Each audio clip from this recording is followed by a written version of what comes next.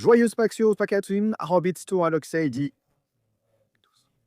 Et l'Allemagne, un pays au bord de nouveaux grands bouleversements électoraux. On voit bien que le pays est maintenant en difficulté sur le plan économique, avec un chômage au plus haut depuis 12 ans. Vous pouvez voir Friedrich Merz, le chancelier conservateur bien sûr. Il a parlé des 80% de personnes venant de Syrie qui sont arrivées dans le pays. Il devrait quitter l'Allemagne d'ici la fin de son mandat, en 2029 ou 2030. Mais cela a été critiqué par les sociodémocrates. Ils gouvernent avec eux.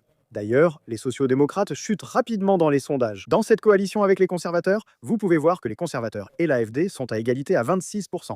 Les Verts ont maintenant dépassé le SPD, les sociodémocrates, et ce sont les Verts qui sont désormais la principale force de gauche en Allemagne.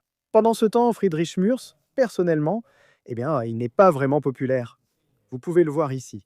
84% de la population sont mécontents de l'action du gouvernement. C'est un gouvernement vraiment en difficulté et seulement 15% de la population soutiennent ce gouvernement. C'est un manque de soutien absolument dévastateur que vous voyez maintenant pour ce gouvernement, cette coalition entre les sociodémocrates et les conservateurs.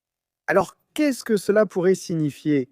Eh bien, certainement, en ce qui concerne un scrutin à venir dans l'État allemand de Saxe-Anhalt, vous pourriez voir un résultat très important. Parce qu'actuellement, l'AfD, selon les derniers sondages là-bas, est en tête avec 38.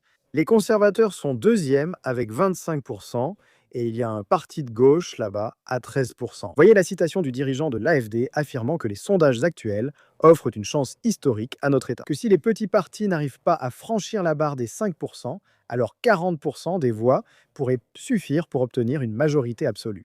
Donc cela signifierait qu'un gouvernement régional de l'AfD est un scénario réaliste.